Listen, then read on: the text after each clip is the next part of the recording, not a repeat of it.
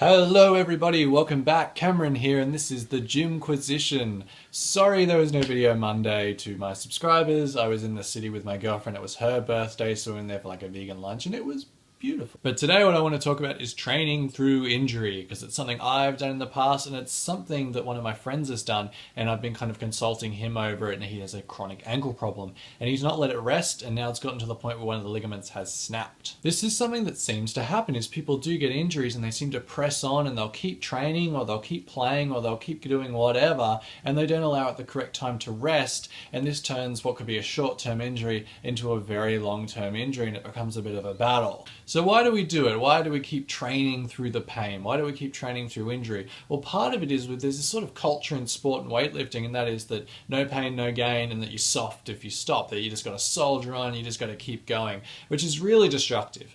Because it's generally a tear, or it's a problem, or it's like a postural deviation, and every time you keep training, it gets worse and worse and worse, and it compounds and it further magnifies that issue. So what turns into a strain can turn into a tear. The muscle just doesn't have time to recover, the ligaments don't have time to recover. So what you need to do when you get injured is you really have to be very self-aware, and that is that you are going to probably want to train. Most guys, they don't want to stop training, they're worried about losing their mass or their gains, or women are worried about stopping training because they might put weight on. Or if you're a player, you go, oh, I've only got this window this season, I can't stop playing, I'll go out of form.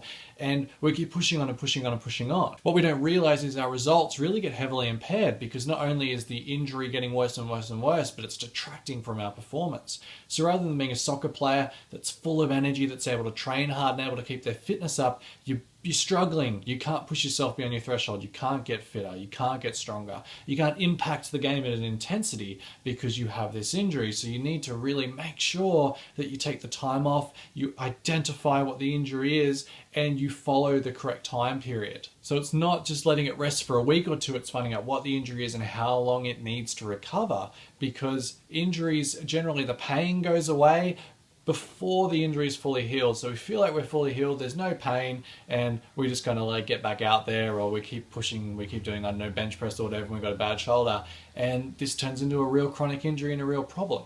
And what used to be something so minor is now such a big issue. So I want to implore all of my viewers, and even if you're new to the channel or if you're long-term in the channel, is take your long-term health into consideration. You will be fitter in the long run, you'll be stronger in the long run, you'll be healthier in the long run, you'll be a better player as long as you take care of your body, because when you do train, you're going to be able to train at such a high level. So let me know below if you've trained through any injuries in the past, why you did it, why you think you would still do it or you wouldn't do it now, and let me know in the comments below. Mine was shin splints. I kept running when I had shin splints, which is a problem when the calf becomes too tight and your tibialis anterior starts to kind of like pull on the bone, and it becomes really, really painful, and essentially you need to take at least 2 weeks off. I couldn't do that. I just kept playing, and I've got this really long-term problems with kind of like my joints, and it's a very chronic condition now. So don't put yourself in that situation.